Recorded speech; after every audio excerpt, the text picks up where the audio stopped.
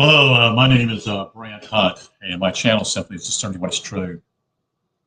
I'm going to be reading from a particular work that I read long ago from a book called Natural Law. This is by Lysander Spooner, a brilliant man who passed away too young, in my opinion. This is a very short read and simplistic, but yet so true. So let's get into the reading here.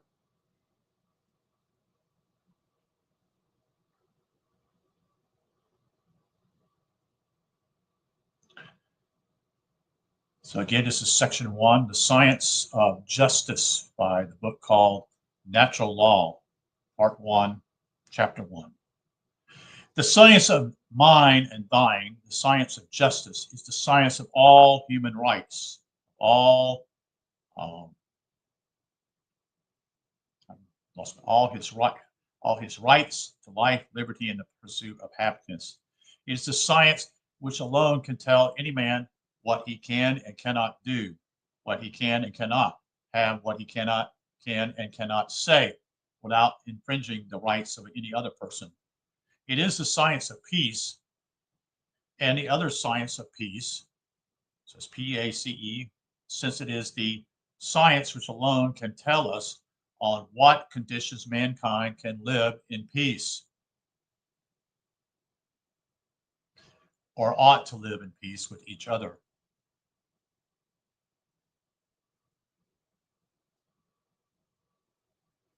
These conditions are simply these: first, that each man shall do towards every other all that justice requires him to do, as for example, that he shall pay his debts, that he shall return borrowed or stolen property to its rightfully owner, and that he shall make reparations for any injury he be made have done to the person or property or another.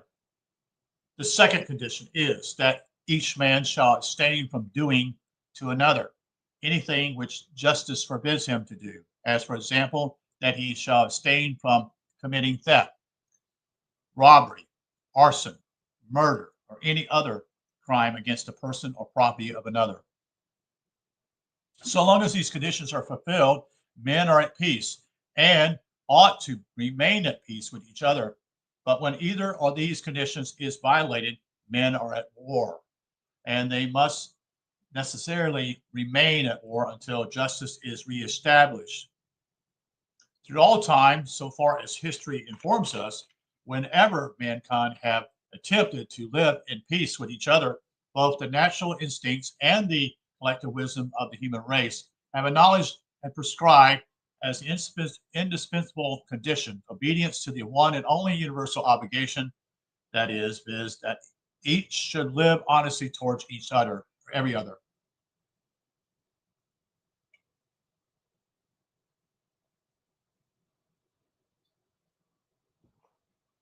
The ancient maximum makes the sum of a man's legal duty to his fellow man to be simply this: to live honestly, to hurt no one, to give to everyone his due.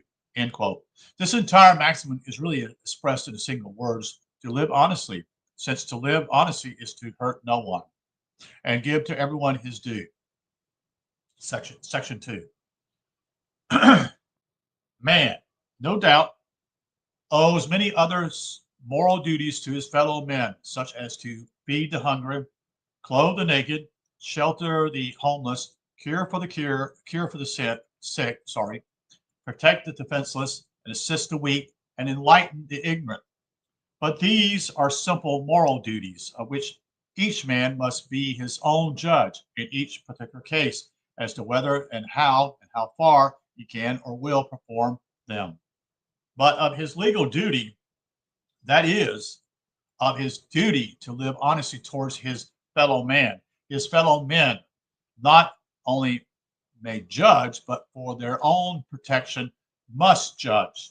And if need be, they may rightfully compel him to perform it. They may do this acting singly or in concert. They may do it on the incident as the necessity arises, or deliberately and systematically if they prefer to do so, and the exigency will admit to it. Section 3. Although it is the right of anybody and everybody, of any one man or set of men, no less than another, to repel injustice and compel justice for themselves and for all who may be wrong, yet to avoid the errors that are liable to result from haste and passion, and that everybody who desires it may rest secure in the assurance of protection without a resort to force. It is evidently desired that men should associate so far as they freely and voluntarily can do so for the maintenance of justice among themselves and for mutual protection against other wrongdoers. It is also in the highest degree desirable that they should agree upon some plan or system of judicial proceedings which, in the trial of causes, should secure caution, deliberation through investigation, and as far as possible, freedom from every influence but the simple desire to do justice. Yet such association can be rightfully and desirably only in so far as they are purely voluntarily. No man can rightfully be coerced into joining one or supporting one against his will. His own interests, his own judgment, and his own conscience alone must determine whether he will join this association, or whether he will join any. If he chooses to depend for the protection of his own rights solely upon himself, upon such voluntary assistance, and other persons may freely offer to him when the necessity for it arises, he has a perfect right to do so. And this course would be reasonably safe one for him to follow, so long as he himself should manifest the ordinary readiness of mankind in like cases to go to the assistance and defense of injured persons, and should also himself, quote, live honestly, hurt no one, and give to everyone his due, end quote. For such a man is reasonably sure of always having friends and defenders enough in case of need, whether he shall have joined any association or not. Certainly, no man can rightfully be required to join or support an association whose protection he does not desire, nor can any man be reasonably or rightfully expected to join or support any association whose plans or methods of proceeding he does not approve, as likely to accomplish its professed purpose of maintaining justice at the same time itself avoid doing injustice. To join or support one that would, in his opinion, be inefficient would be absurd. To join or support one that, in his opinion, would itself do injustice, would be criminal. He must therefore be left at the same liberty to join or not to join association for the purpose as for any other, according to as his own interest, discretion, or conscience shall dictate. Association for mutual protection against injustice is like an association for mutual protection against fire or shipwreck, and there is no more right or reason in compelling any man to join or support one of these associations against his will, his judgment, or his conscience than there is compelling him to join or support any other whose benefits, if it offer any, or he does not want, or whose purpose or methods he does not approve. Section 4. No objection can be made to those voluntary associations upon the ground that they would lack that knowledge of justice as a science which would be necessary to enable them to maintain justice and themselves avoid doing injustice. Honestly, justice, natural law, is usually a very plain and simple matter, easily understood by common minds. Those who desire to know what it is in any particular case seldom have to go far to find it. It is true, it must be learned like any other science, but it is also true that it is very easily learned, although as illimitable in its applications as the infinite relation and dealings of men with each other. it is nevertheless made up of a few simple elementary principles of the truth and justice of which every ordinary mind has a almost intuitive perception, and almost all men have the same perception, that is, perceptions of what constitutes justice, or as what justice requires, when they understand alike the facts from which their inference are to be drawn. Men living in contact with each other and having intercourse together, that is, cannot avoid learning natural law to a very great extent, even if they would. The dealings of men with men, their separate processions and their individual wants, and the disposition of every man to demand and insist upon whatever he believes to be his due, and to resent and resist all invasions of what he believes to be his rights, are continually forcing upon their minds the questions: is this act just or is it unjust? Is this thing mine or is it his? And these are questions of natural law, questions which, in regard to the great mass of cases, are answerable alike by the human mind everywhere. Children learn the fundamental principles of natural law at a very early age.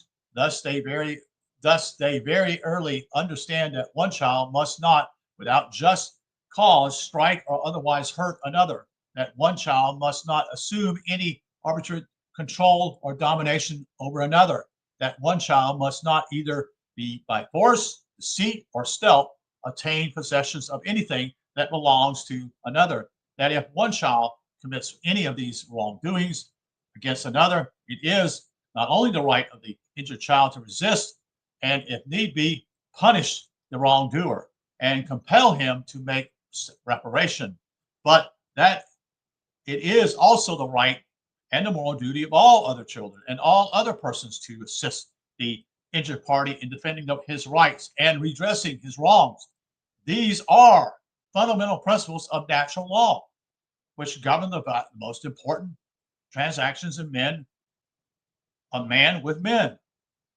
Yet children learn them earlier than they know that 3 and 3 are 6, or 5 and 5 are 10. Their childish plays, what we call even, could not be carried on without a constant regard to them, and it is equally impossible for persons of any age to live together in peace in any other conditions. It would be of no extravagance to say that in most cases, if not in all, mankind at large, young and old, learn this natural law long before they have learned the meaning of the words by which we describe in it, that is. In truth, it would be impossible to make them understand the real meanings of the words if they did not first understand the nature of the thing itself. To make them understand the meanings of the words justice and injustice before knowing the nature of the things themselves would be as impossible as it would be to make them understand the meanings of the words heat and cold, wet and dry, light and darkness, white and black, 1 and 2, before knowing the nature of the things themselves. Men necessarily must know sentiments and ideas, no less than material things, before they can know the meaning of the words by which we describe them. Chapter 2, the science of justice continues. Section 1. If justice be not a natural principle, it is no principle at all.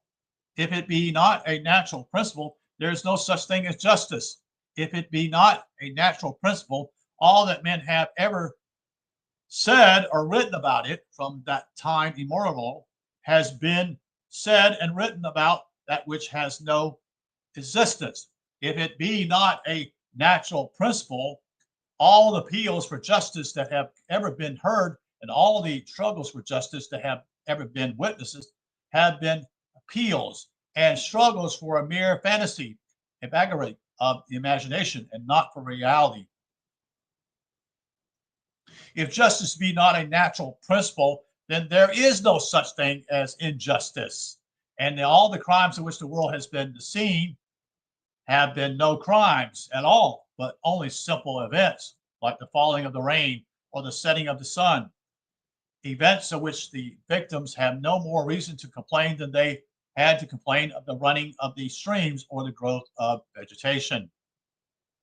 If justice be not a natural principle, governments, so called, have no more right or reason to take cognizance of it, or to pretend or profess to take cognizance of it, than they have to take cognizance or to pretend or profess to take cognizance of any other non-entity.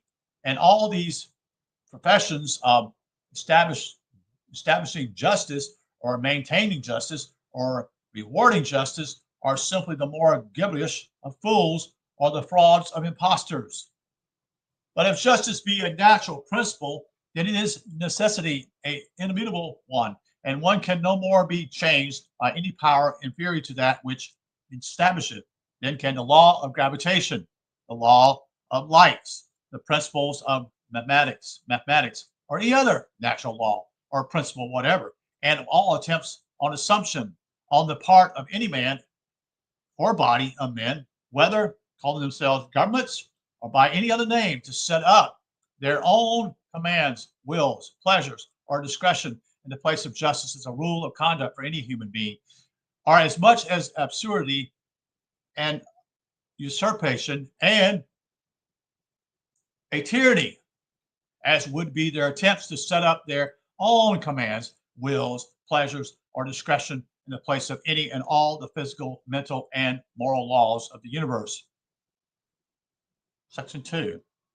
If there be no such principle as justice, it is of necessity a natural principle, and as such, it is a matter of science to be learned and applied like any other science, and to talk of either adding to or taking from it by legislation, it is just as false, absurd, and ridiculous as it would be to talk of adding to or taking from mathematics, chemistry, or any other science by legislation. Section 3.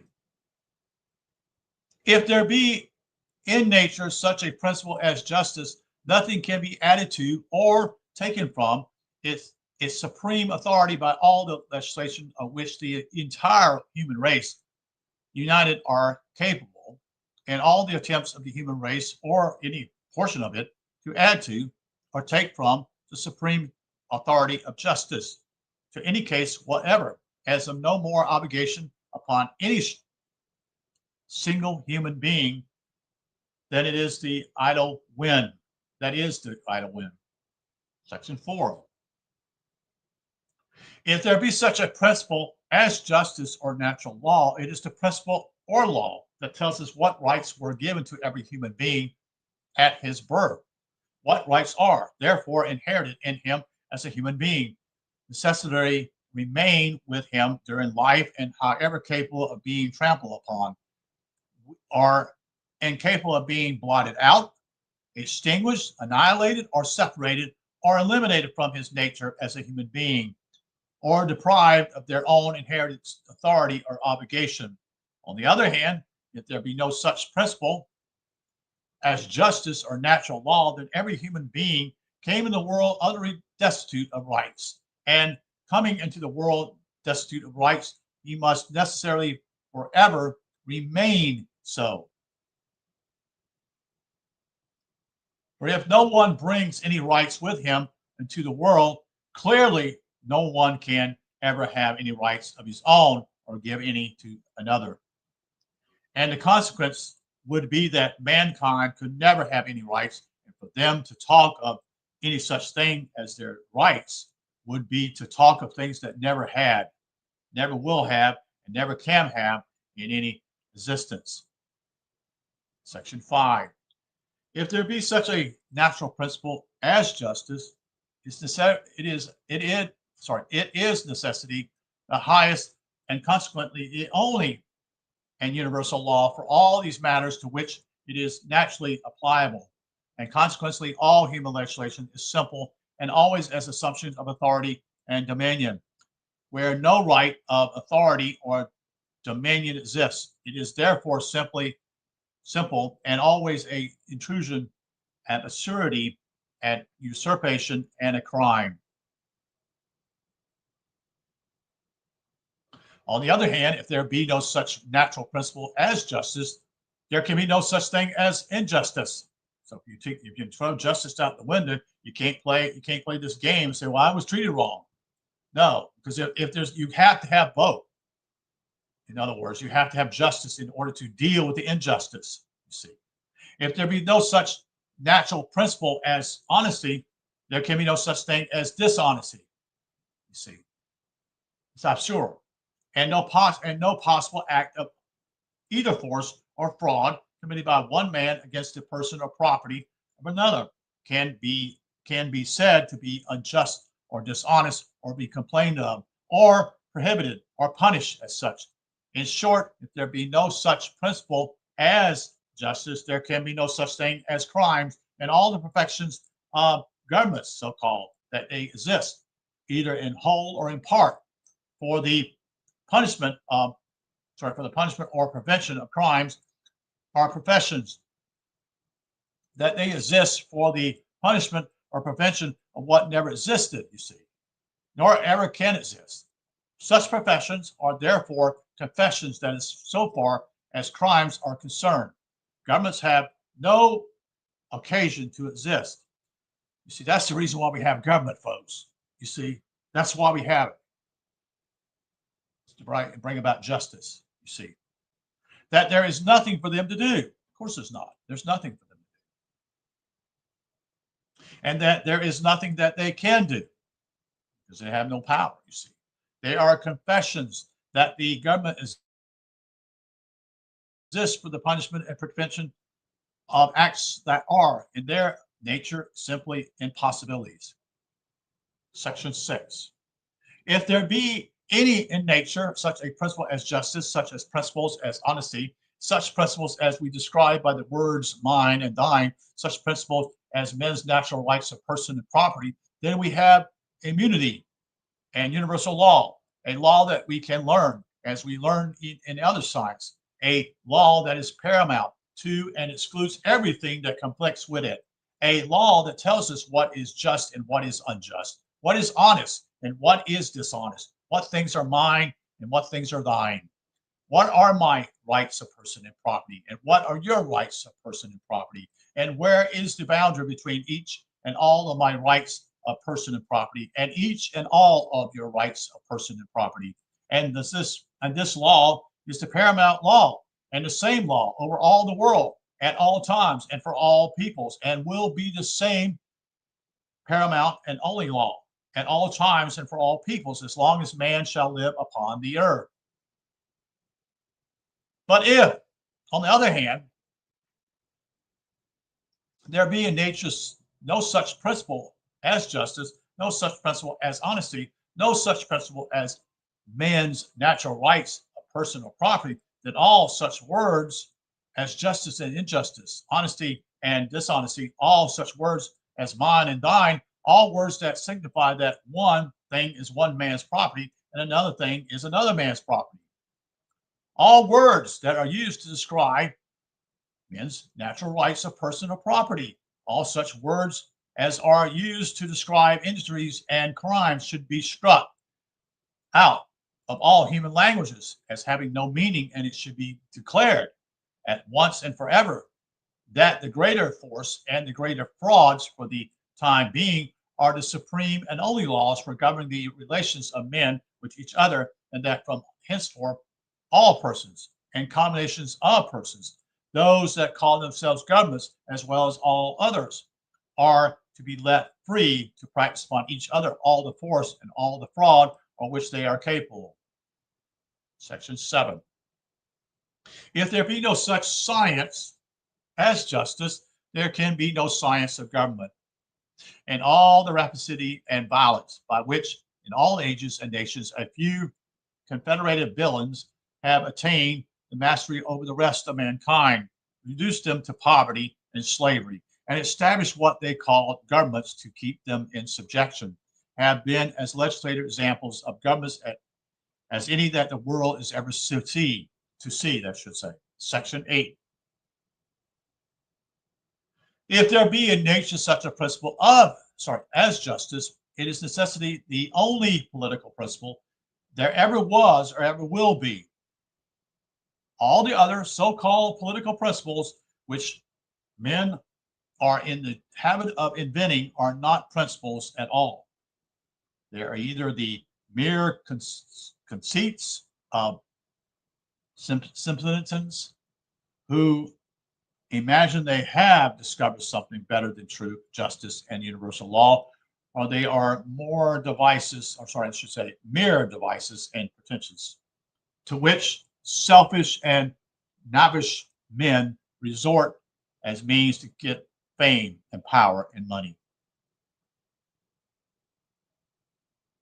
That is the end of that part here. Now we go to the next chapter, but we're going to stop at this point here. Okay, thank you for listening. My name is Brant, B-R-A-N-T, Hunt, H-U-N-T. My channel is simply called Discerning What is True. Take care. Have a good evening.